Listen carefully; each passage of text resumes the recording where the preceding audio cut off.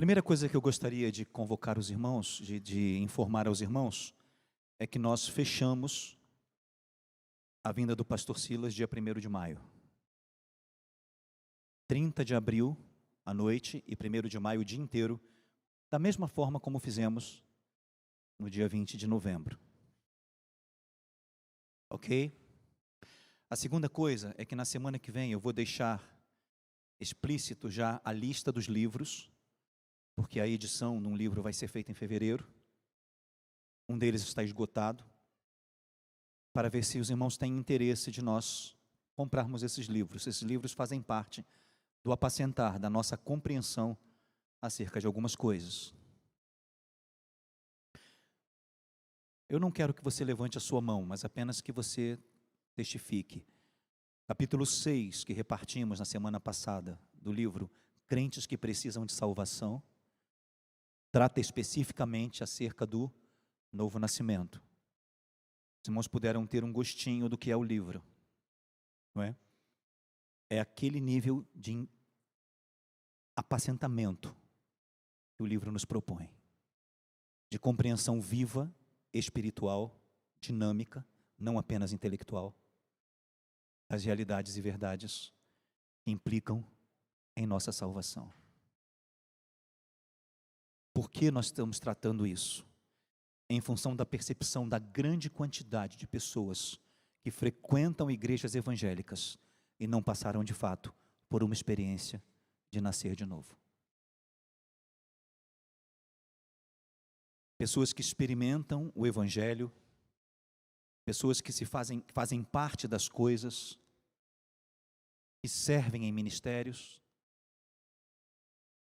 alguns que são pastores e que nunca nasceram de novo. Isso é um drama. Isso se torna possível porque o evangelho se tornou cultural.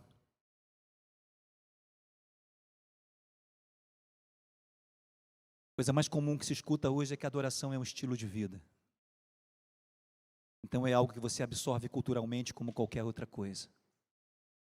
Adoração é relacionamento pessoal e íntimo com o Senhor. A palavra adorar vem de uma expressão hebraica muito simples. E ela é transliterada para o grego com um sentido muito próximo.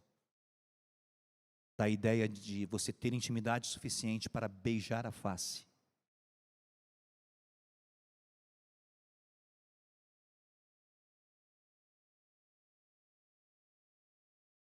E essa culturalização vai nos tirando a experiência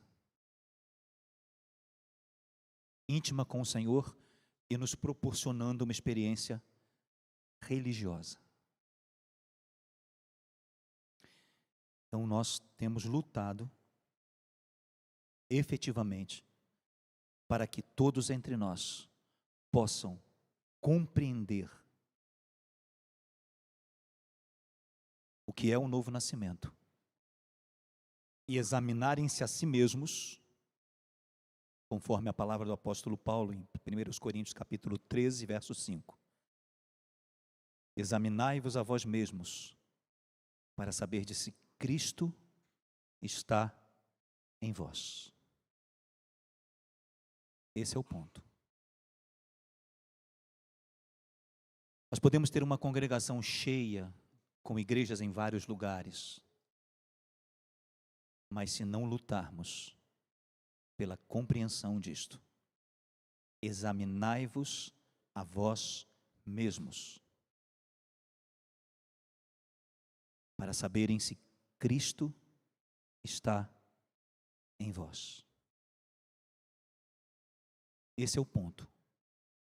Esse é o cerne. A vinda do pastor Silas vem complementando este processo e os livros, um apacentamento acerca desses assuntos, para nos auxiliar. Então, na semana que vem eu quero pedir a uma Cole que formalize essa lista para os irmãos procurá-lo durante o culto. Os irmãos que desejam.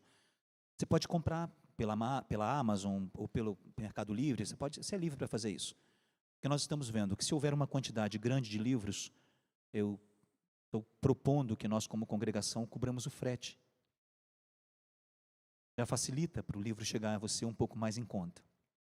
Eu gostaria mesmo era de comprar esses exemplares e distribuir. Como a gente faz em quase tudo que a gente vive como congregação, nada aqui é cobrado. E na verdade eu cheguei a pôr isso no meu coração, mas o pastor Silas me disse uma coisa interessante. Ele disse que aquilo que não nos custa nada, não nos custa nada. E você quer saber, ele está certo.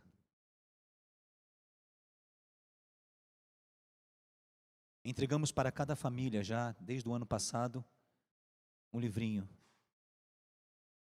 Cada sacerdote de casa recebeu.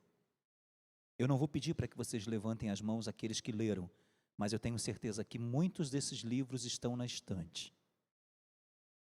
Nunca foram abertos.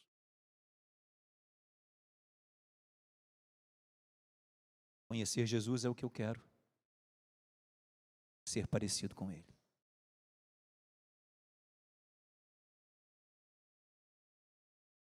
Nós estamos esperando uma segunda caixa desses livros com 60.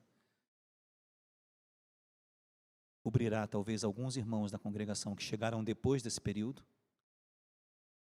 E será para evangelização.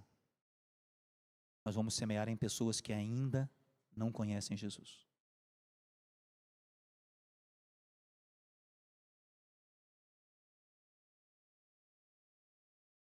É importante entendermos isso.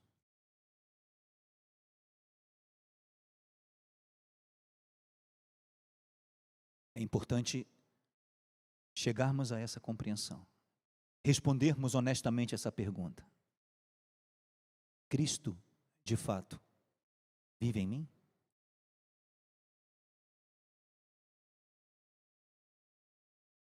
Quais são as evidências disso na minha vida?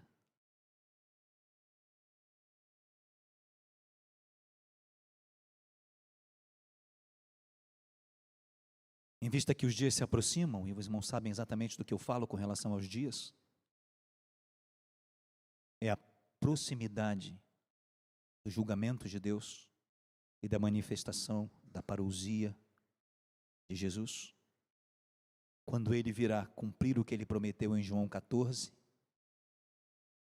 voltarei outra vez e vos levarei para mim mesmo, para que onde eu estiver, estejais vós também. Em vista disso, precisamos como igreja, honestamente, questionar a nossa identidade. E a propósito disso, estamos abrindo alguns textos sobre esta identidade, estabelecida no propósito eterno de Deus em Cristo Jesus. Abra sua Bíblia comigo, por favor. Antes que eu me esqueça, eu preciso do conselho de anciãos, uma reunião breve, mas necessária, assim que terminarmos a celebração. Todos os irmãos do conselho, por favor, estejam atentos. Colossenses capítulo 3.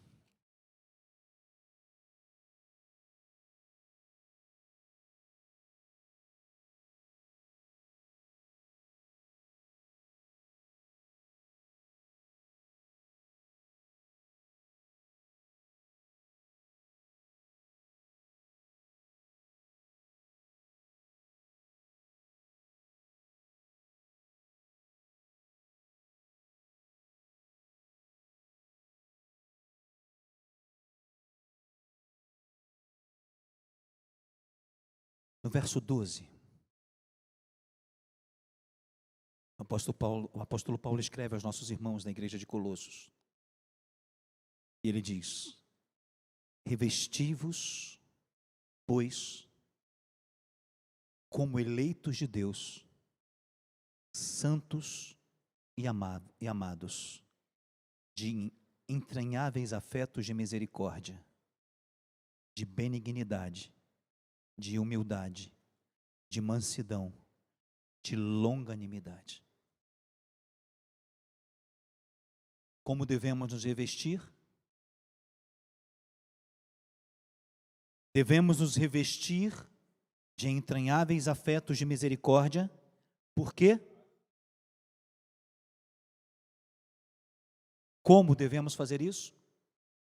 Como santos, como eleitos de Deus, santos e amados. Repita comigo. Eleitos de Deus, santos e amados. É possível que para aqueles que não nasceram de novo, essas palavras não façam a menor diferença e o menor sentido. E até estar aqui sentado com a gente, suportando esse tempo de exposição da palavra, seja uma coisa que você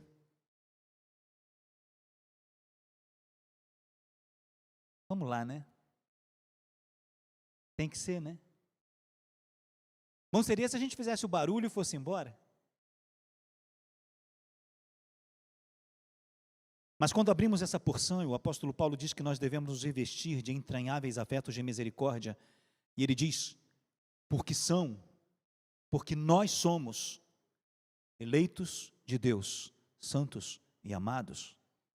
Ele começa a descrever a natureza da nossa identidade. Só é possível que alguém se revista de entranháveis afetos de misericórdia.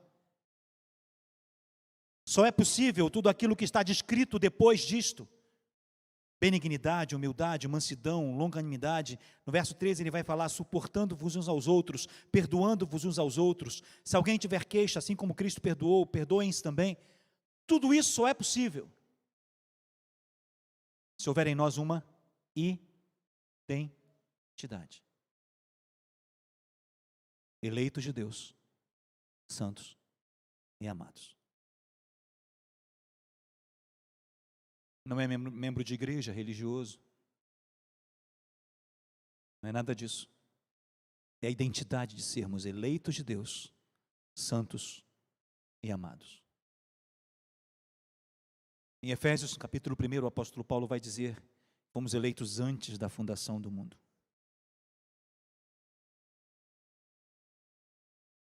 Quero deixar claro que a exposição aqui não tem nenhuma relação com a doutrina calvinista.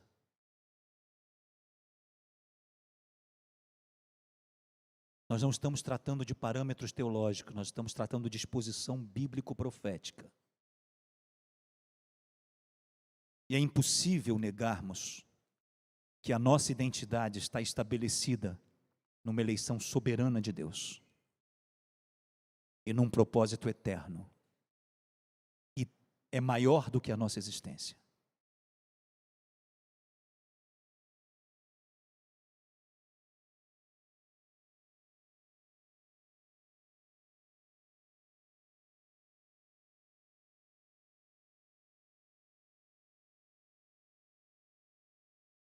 A ponto do apóstolo Paulo dizer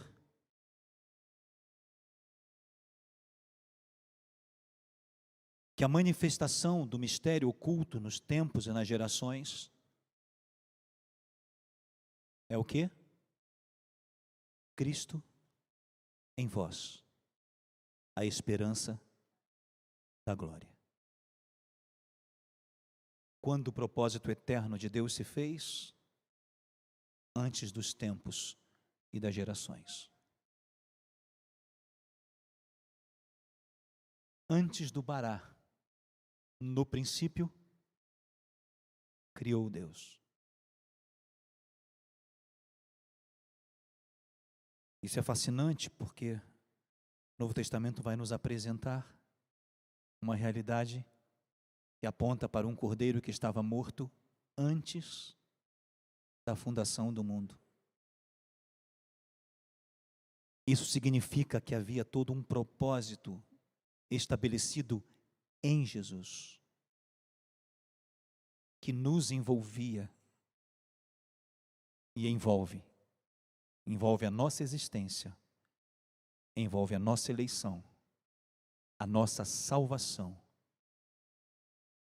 e a esperança que temos de ser a companhia celeste eterna dele.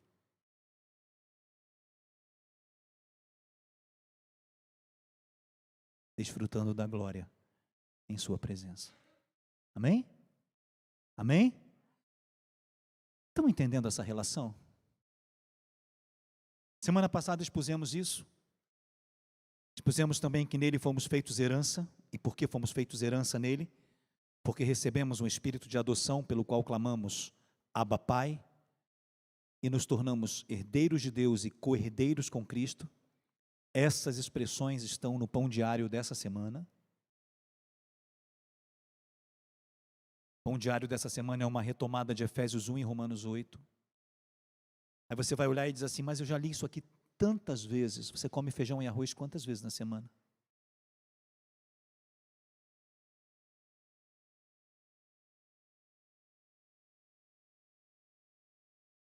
Quantas vezes você tem alguma carne, alguma proteína na sua refeição?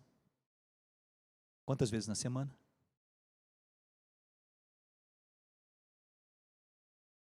Talvez essa seja a grande diferença entre aqueles que nasceram e não nasceram de novo. Os que nasceram de novo veem isso como alimento e amam o cheiro do feijão e do arroz. Que não nasceram de novo olham e dizem assim, lê isso aqui outra vez? Talvez esse seja um bom indício para que você comece a se questionar nos termos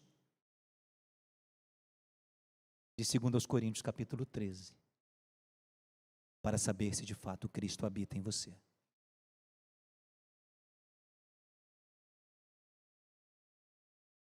apóstolo Paulo diz em Romanos 8, porque todos os que são guiados pelo Espírito de Deus, versos 14 a 17, esses são filhos de Deus. Porque não recebestes o espírito de escravidão, para outra vez estardes em temor, mas recebestes o espírito de adoção de filhos, pelo qual clamamos, Abba Pai. E o mesmo Espírito testifica com o nosso espírito que somos filhos de Deus. E se somos filhos de Deus, logo também somos herdeiros de Deus e co-herdeiros de Cristo.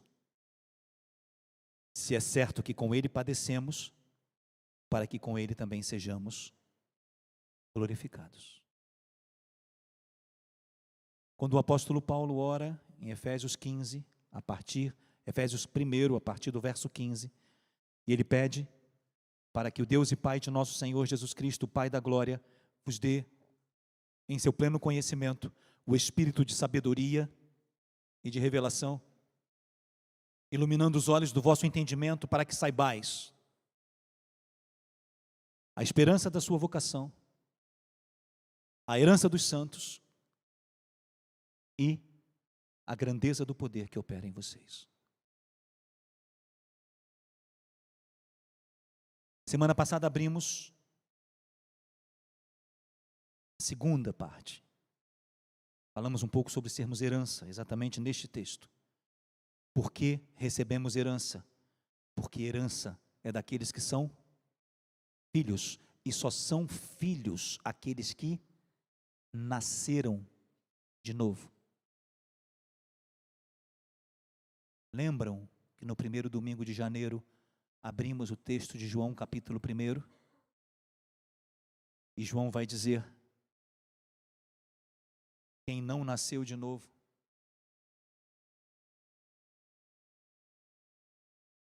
Jesus veio para os seus não o receberam, mas a todos quantos o receberam, deu-lhes o poder de serem feitos filhos de Deus.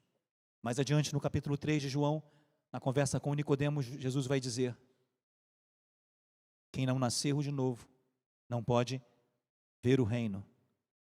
E mais adiante ele diz, quem não nasceu de novo, não pode entrar no reino. Lembram dessas duas expressões? Querem conferir lá em João 3? Vamos lá? Não custa a gente abrir de novo?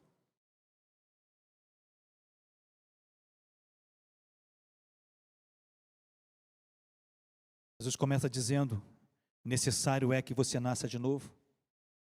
E ele pergunta como é esse nascer de novo, e olha que Nicodemos era religioso dos bons.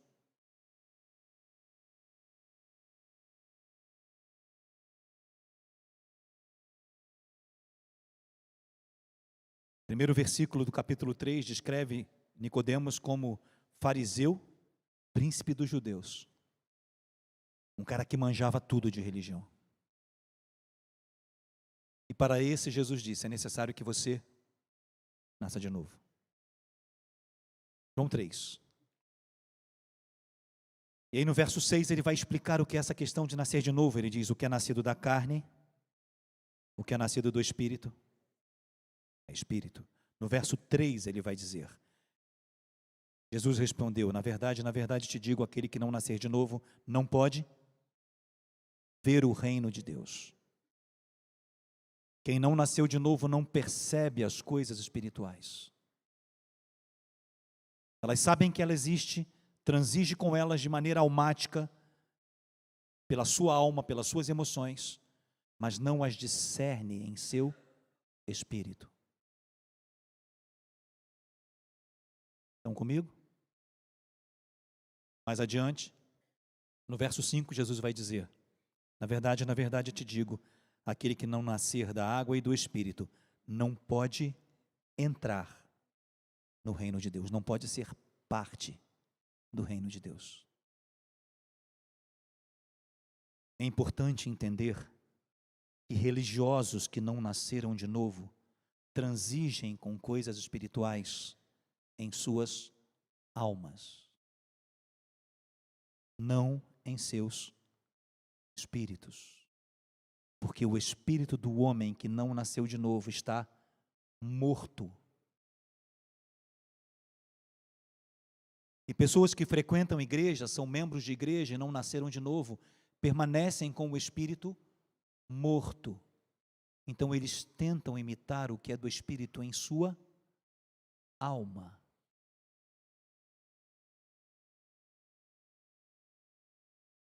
Está claro?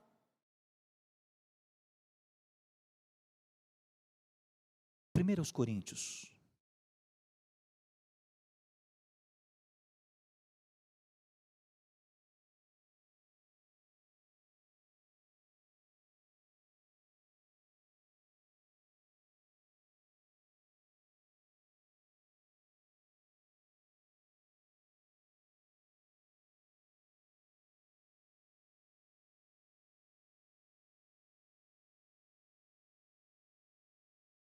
No capítulo 2, o apóstolo Paulo vai dizer aos irmãos de Corinto, no verso 4, a palavra da minha pregação, ou a minha palavra e a minha proclamação entre vocês, não consistiram em palavras de persuasão de sabedoria humana, mas em manifestação do Espírito e do poder. O que o apóstolo Paulo está falando? Que é possível que esta palavra seja pregada e essa verdade seja recebida apenas como palavra de persuasão. E a persuasão é algo que ocorre na vontade, e a vontade é um elemento da alma. A propósito, vontade está na composição dos elementos da personalidade. Querer, sentir, pensar.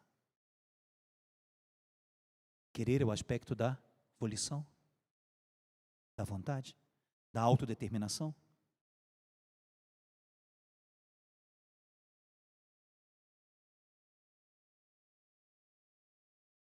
Em João 1, Jesus vai dizer que aqueles que nasceram, estes que creram no poder da palavra e nasceram de novo, e que se tornaram filhos de Deus, não nasceram da vontade da carne, nem da vontade do varão, mas da vontade de Deus. Nascer de novo não tem nada a ver com querer.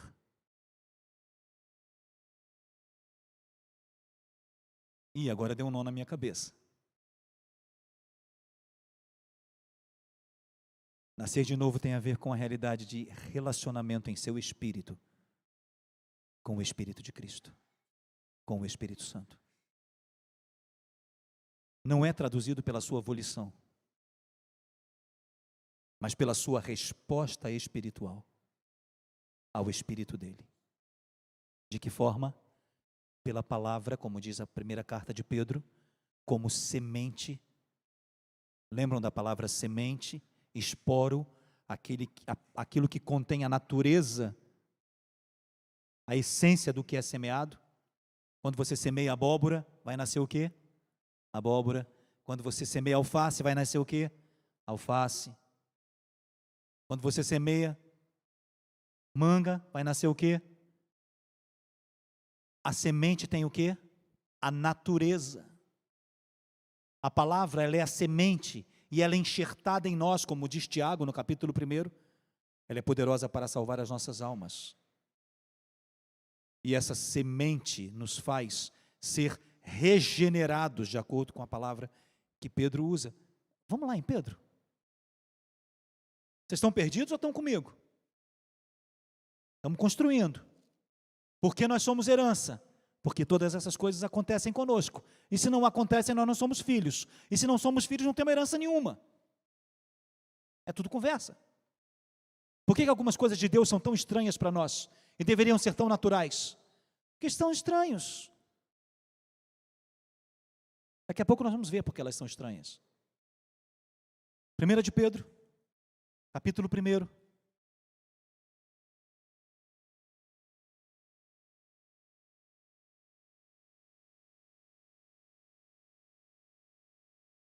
Olha como que está a carta de Pedro na minha Bíblia, petição de misérias. Ó. De tanto que... E vai lá e volta, e vai lá e volta.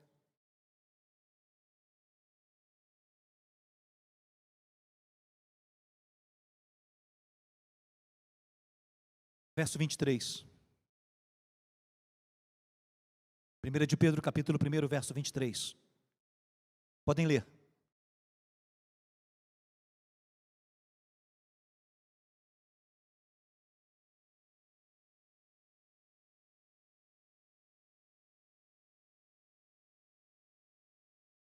Porque fostes gerados de novo. Pelo quê? Por uma semente incorruptível. Pela palavra de Deus, que é viva e permanece. Essa é a experiência que nos faz nascer de novo. A semente de Deus inserida em nosso espírito pela palavra da verdade. Porque a fé vem pelo ouvir a palavra de Deus. E essa semente é poderosa para nos fazer nascer de novo. E só quem nasce de novo transige com a herança. Porque só quem nasce de novo entende o que é do Espírito. Agora nós vamos ver por quê. Vamos voltar a Coríntios. Capítulo 1, verso 2.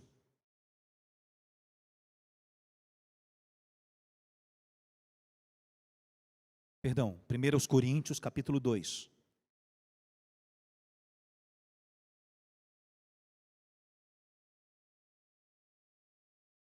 Reparem no verso 5 que o apóstolo Paulo diz. Ele vai dizer no 4, a minha palavra e a minha pregação não consistiram em palavras persuasivas de sabedoria humana, mas em demonstração de espírito e poder. Para quê? Estão comigo? Para que a fé que vocês têm não se apoiasse em sabedoria de homens, mas no poder de Deus. A fé de vocês não estivesse alicerçada em quê? Numa compreensão intelectual, mas na manifestação do Espírito e poder. A palavra que é poderosa para salvar as vossas almas.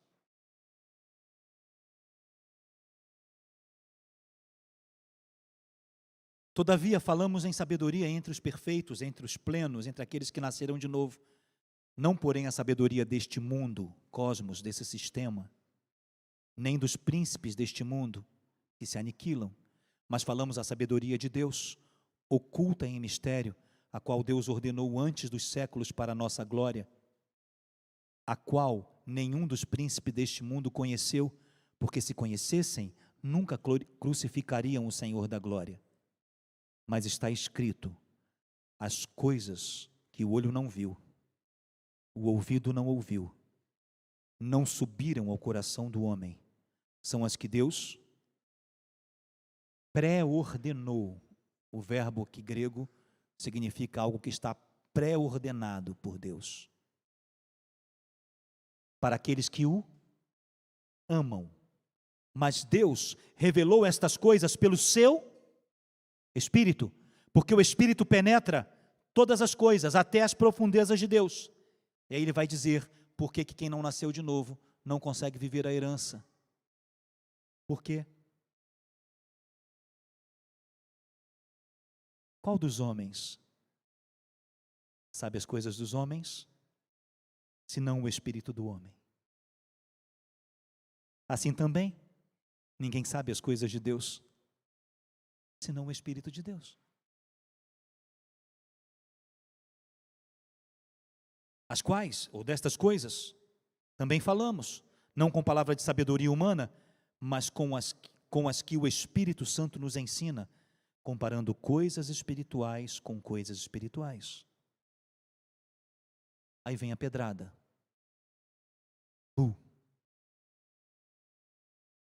Golpe de misericórdia.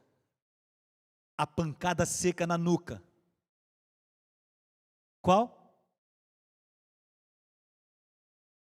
O homem natural não compreende as coisas do Espírito de Deus, porque lhe parecem loucura,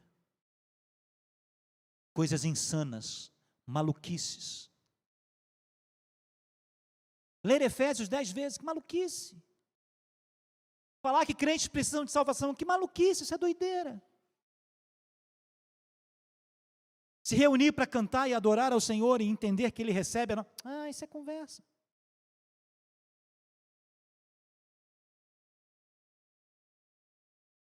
Descobrir que quem não tem tempo no quarto para adorar, não tem o que dizer quando chega aqui.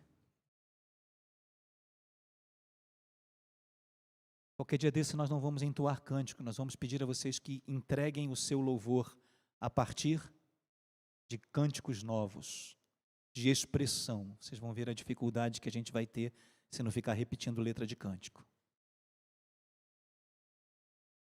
Aquela história do novo convertido que foi chamado para orar num culto de aniversário, né? Conhece? Culto de aniversário, ele não era novo convertido, o pastor, fulano, irmão fulano, vem aqui orar.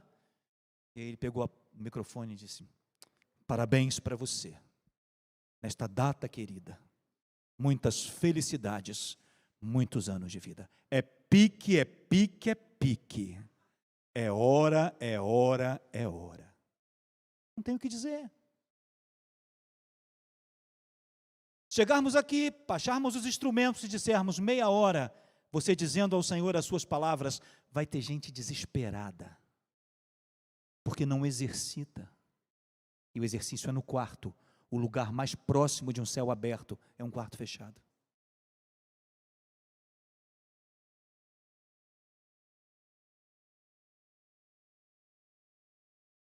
Não é? Uma vez eu estava ministrando sobre isso num lugar e teve um maluco que gritou lá do fundo: fala, Jeová! Não é? São verdades que às vezes a gente se esquece. Agora eu fico me perguntando como esquecer de algo tão imprescindível. Eu duvido que você comece uma série interessante na Netflix e se esqueça onde ela está.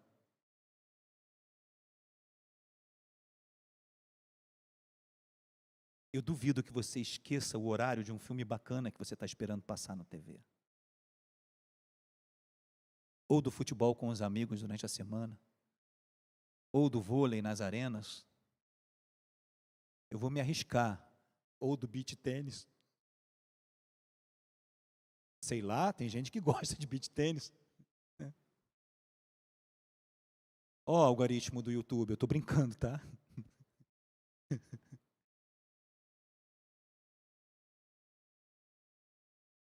Esquece disso?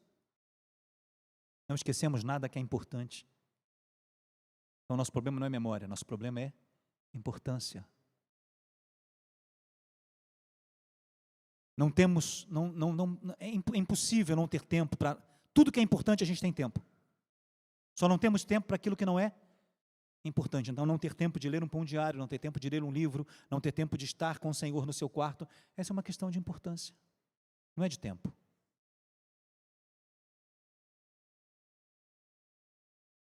É simples.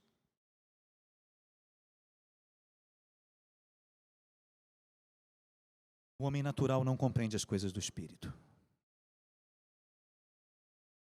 Sabe por que só quem nasceu de novo pode receber a herança de Deus? Pelo que está escrito no verso 15. Mas o que é espiritual, quem tem o Espírito, discerne bem. Discerne bem o quê? Tudo. Algumas versões trazem uma versão melhor. Todas as coisas.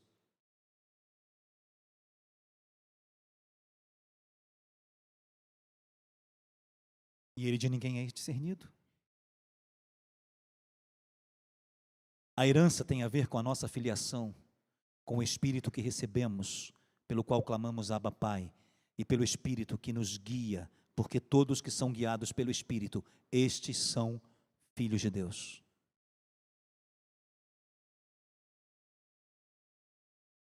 Só é possível entender como nós somos herdeiros de Deus e co-herdeiros com Cristo, se compreendermos de que coisas tem a ver a nossa herança.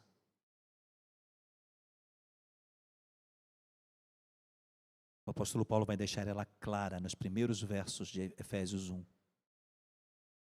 Bendito seja o Deus e Pai de nosso Senhor Jesus Cristo, que nos abençoou com toda a bênção espiritual nas regiões celestiais em Cristo Jesus.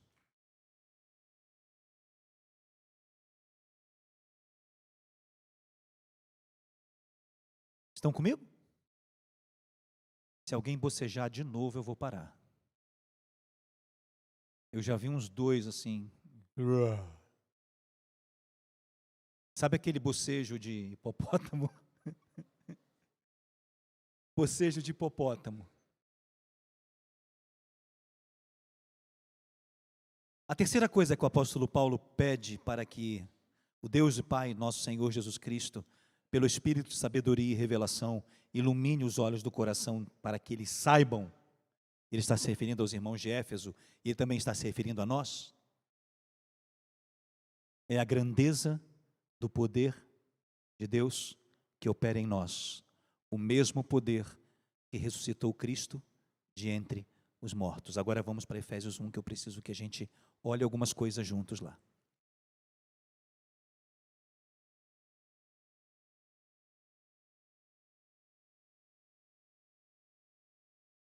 Verso 19.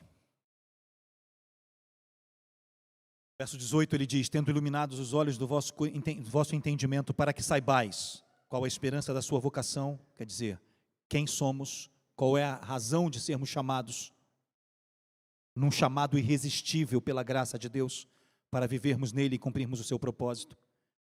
A herança que recebemos, uma vez que somos filhos, e temos então participação na herança que é de Deus, naquilo que é de Deus, sermos abençoados com toda sorte de bênção espiritual em Cristo Jesus. E qual é a terceira coisa que compõe nessa identidade? Verso 19. Qual a sobreexcelente grandeza do seu poder sobre nós, os que cremos, segundo a operação da força do seu poder. Verso 20. O mesmo poder que manifestou-se em Cristo, ressuscitando dentre os mortos e pondo-o à direita dos céus. Colocando-o acima de todo principado, toda potestade, todo domínio e de todo nome que se nomeia, não só neste século, mas também no século vindouro.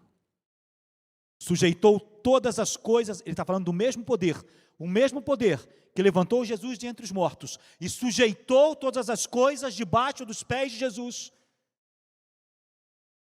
e que constituiu a igreja como corpo dele e ele como cabeça, como plenitude de tudo e de todos, é o mesmo poder que opera em nós. Ele está falando de quê?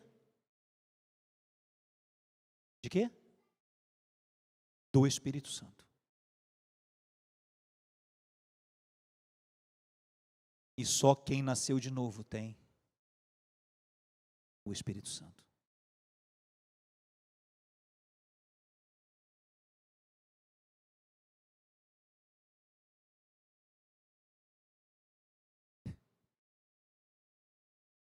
Acho engraçado que tem muita gente que vê o Espírito Santo como um poder que você usa.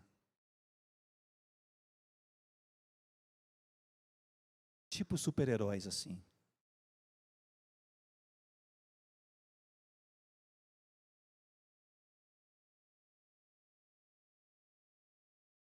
Algo que vem de Deus e te dá força, poder, autoridade. O Espírito Santo é um negócio que você usa.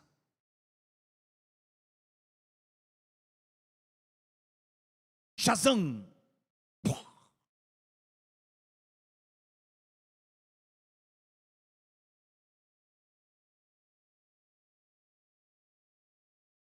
Outro super-herói que se transforma falando alguma coisa, eu não estou lembrando. Mas tem alguns.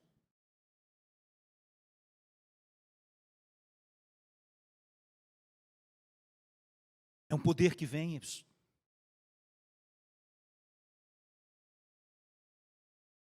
Eu sou da época que Marvel era coisa de quadrinho. Então Thor era um cara que andava de terno e gravata com um guarda-chuva na mão. Quando a coisa apertava, ele batia o guarda-chuva, se transformava no Mjolnir, no martelo, e ele então se transformava em Thor.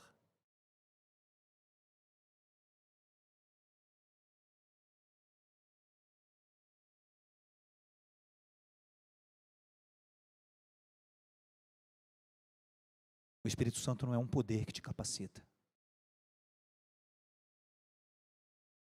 O Espírito Santo é a vida de Deus, que ressuscita teu espírito morto e que te dá poder para viver o projeto eterno que está estabelecido dos séculos e das gerações.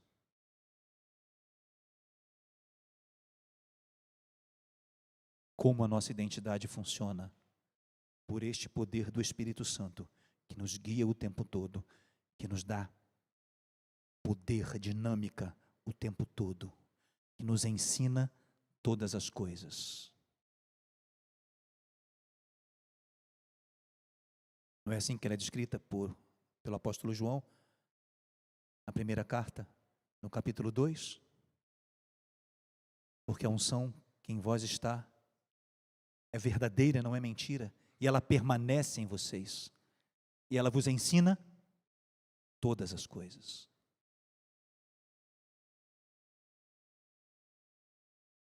O poder para que a nossa identidade funcione nos é dada por meio do nosso relacionamento com o Espírito Santo, que não é uma coisa que nós usamos. É Deus que vive em nós. Repita comigo: Deus que vive em mim. De novo.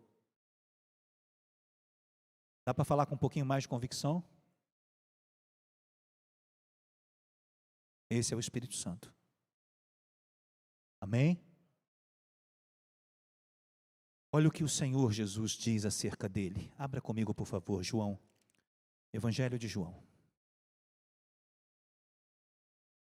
Eu vou dizer uma coisa para os irmãos que eu posso incorrer no risco muito grande de parecer assim, soberbo. Mas eu vou dizer. Guardem essa palavra e essa ministração. Porque o Senhor nos deu um presente nesta noite. Essas coisas estarem organizadas desta forma, para que nós possamos compreender a nossa identidade.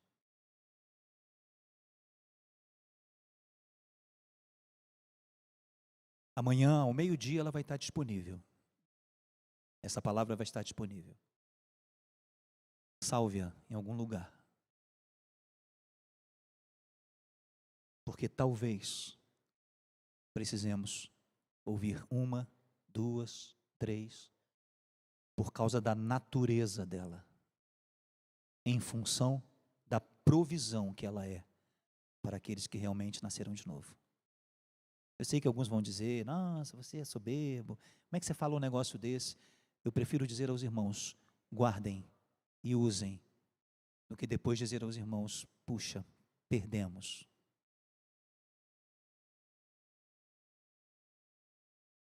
Nós não vamos encontrar isso organizado desta forma em lugar nenhum. Esta noite foi um presente de Deus para nós. Irmãos, sabem que eu trago os textos alinhados, né? São só textos. Não tinha nada a ver com o que a gente ia ministrar.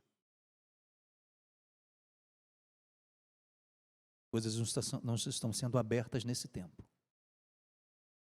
João capítulo 14, apacentar de Deus para nós.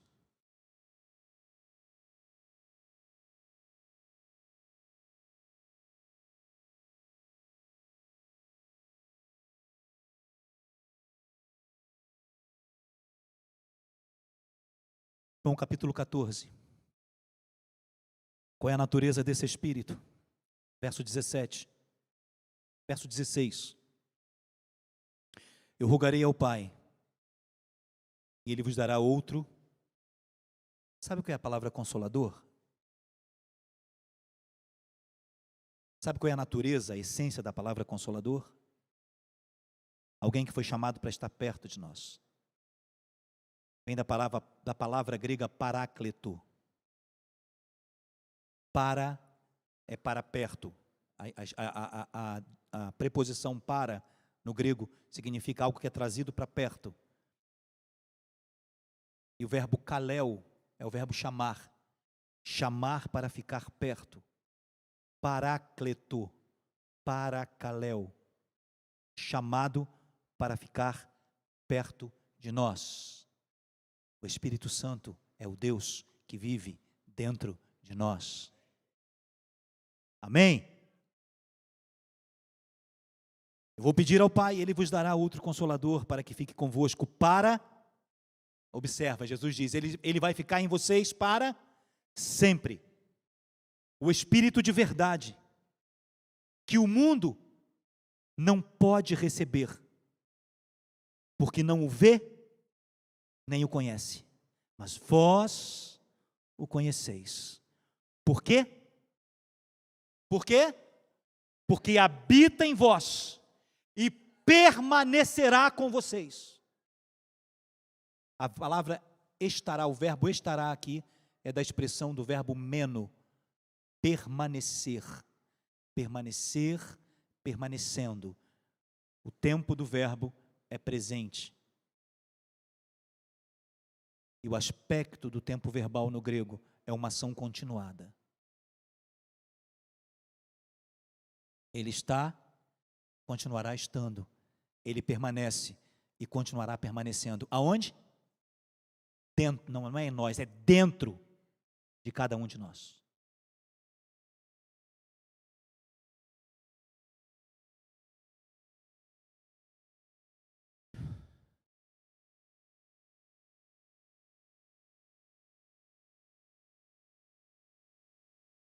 Capítulo 15, verso 26.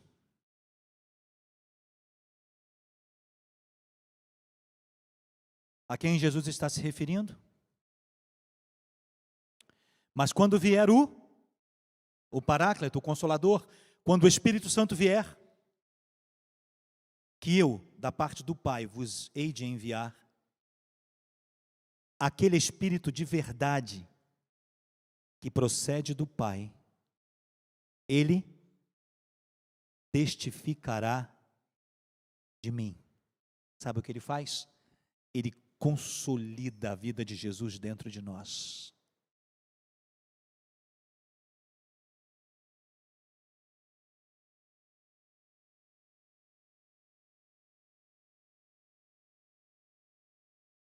É impressionante a natureza do ensino de Jesus acerca do Espírito Santo.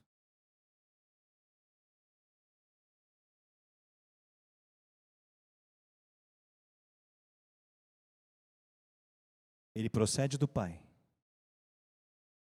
Ele é o Espírito de quê? Ele é o Espírito de quê?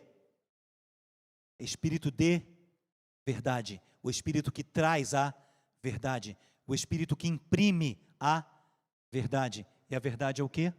É a palavra de Deus. que é a semente que nos faz nascer de novo.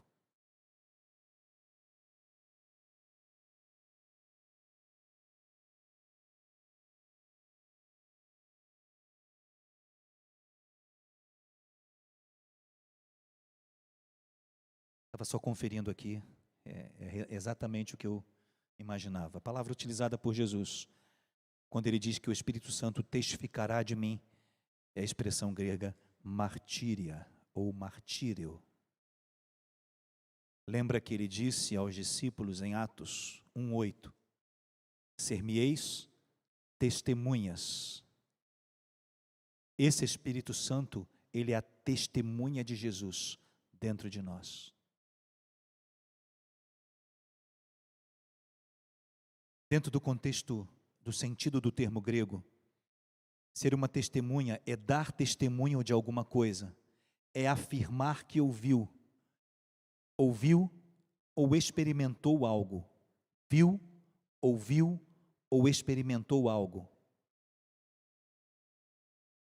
ou que sabe disso por revelação divina ou por inspiração.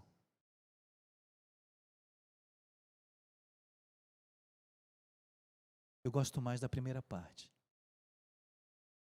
O Espírito Santo é o que testifica em nós o que vimos, ouvimos e experimentamos. De quem? De Jesus.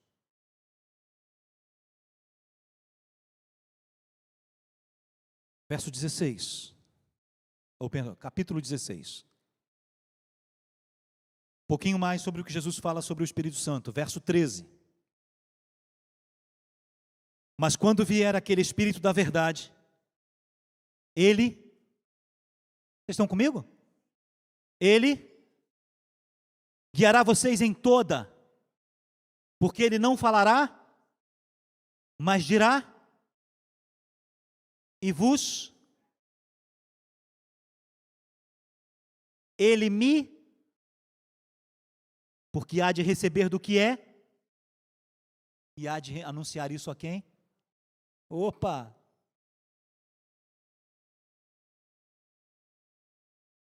Porque Ele é testemunha. Porque Ele recebe o que é de Jesus. E o que Ele faz com isso que Ele recebe que é de Jesus? Recebe do que é meu e anuncia para vocês.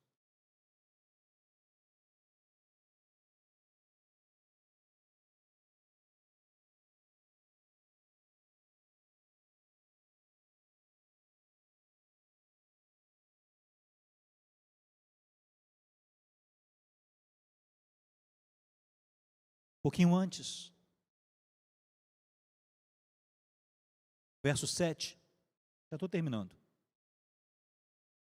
Todavia digo-vos a verdade, e convém que eu vá, porque se eu não for, o Espírito Santo, o Consolador, o Paráclito, não virá a vós. Mas quando eu for, vou-lo enviarei. E quando ele vier,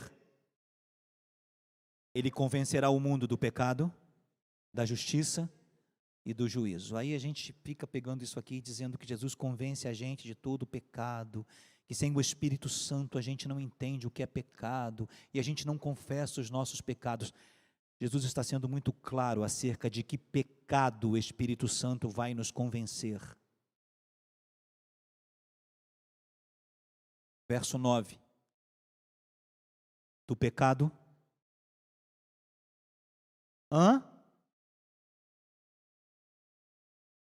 De que pecado o Espírito Santo nos convence? Do pecado de não crermos em Jesus. Então isso significa que o indivíduo só pode crer em Jesus se o Espírito Santo fizer o quê? Convencê-lo de que ele não crê.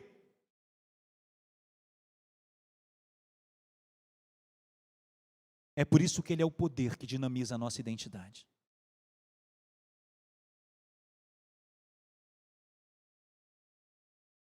Do pecado porque não creem em mim. Da justiça porque vou para meu Pai e vocês não me verão mais. Então vocês precisarão viver em justiça por meio da obra dele. E do juízo, porque já o príncipe deste mundo está julgado. Sabe o que implica isso? Em que todas as coisas na ressurreição foram postas debaixo dos pés de Jesus. E esse mesmo Espírito sujeitou todas as coisas, todo principado, toda potestade, todo domínio, todo governo que há neste século, em qualquer século. Há uma outra expressão que diz: no céu, na terra e debaixo da terra.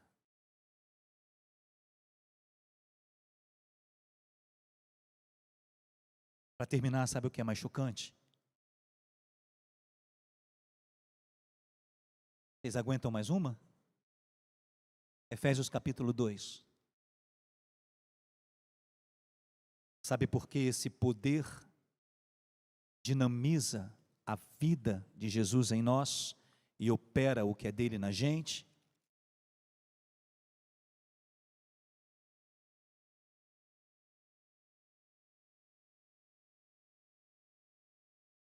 Versos 4, 5 e 6 de Efésios 2, e a gente vai terminar. Mas Deus, que é riquíssimo em misericórdia, estão comigo já? Pelo muito amor com que nos amou, quando nós ainda estávamos mortos em nossas ofensas, Ele nos vivificou juntamente com Cristo. Quem que vivifica? O mesmo poder que ressuscitou Jesus morto, vivifica meu espírito morto. E o mesmo Espírito que assentou Jesus acima de todo principado e potestade, verso 6, nos ressuscitou juntamente com Ele e nos fez assentar nos lugares celestiais para dentro de Cristo, no que Ele é. Essa é a nossa herança, e isso é o que recebemos dele, quando somos seus filhos. Como isso funciona? Semana que vem. A gente vai abrir alguns textos que nos mostram isso. Amém? Feche os seus olhos um pouquinho, assentado mesmo como você está.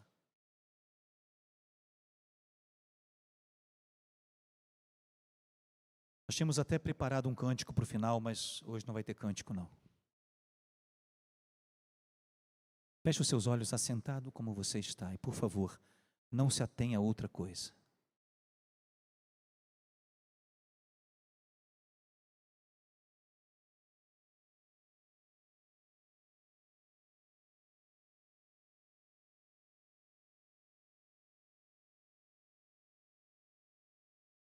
Peça ao Espírito Santo. No meio, Espírito Santo, opera em mim isto que a palavra diz ao meu respeito.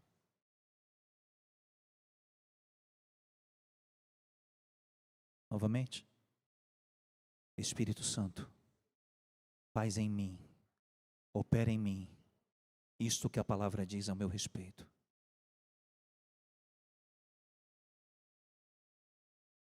Não depende da minha vontade, depende da tua vontade. Não depende do meu poder, depende do teu poder. Não depende da minha capacidade, depende da tua graça. Nós precisamos da tua graça, Senhor. Precisamos da tua graça.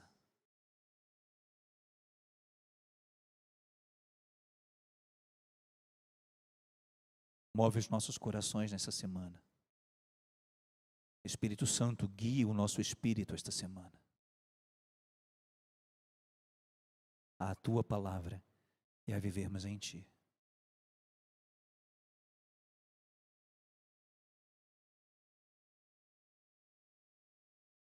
Em nome de Jesus. Amém. Agora podemos cantar um cântico.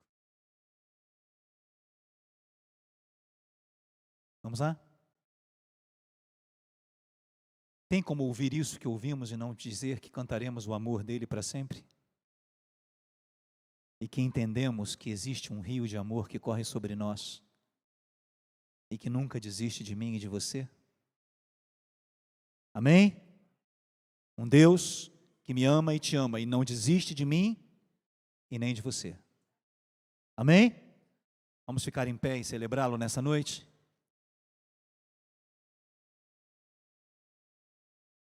A gente não ia cantar não, mas deu vontade de cantar.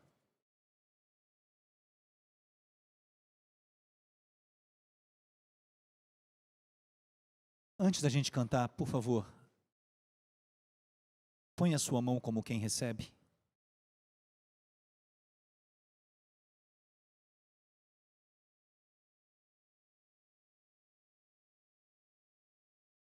Eu não me atreveria a orar por vocês nessa noite.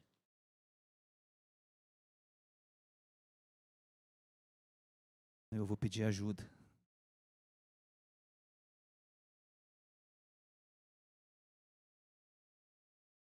Feche os seus olhos.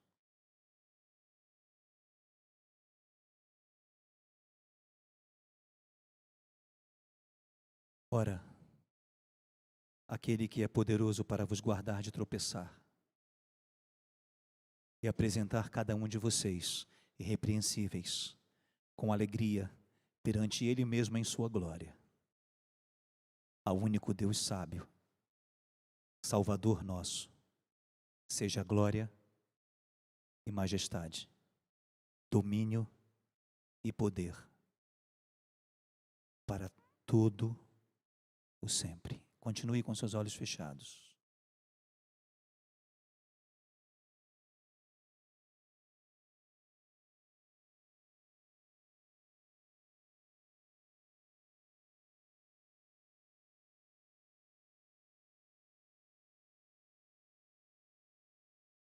Ora, aquele que é poderoso para fazer tudo muito mais abundantemente além daquilo que pedimos e daquilo que pensamos, segundo o poder que opera em nós, a esse seja a glória na igreja, por Jesus Cristo, e em todas as gerações, para todo sempre. Amém? Amém? Vamos celebrar ao Senhor?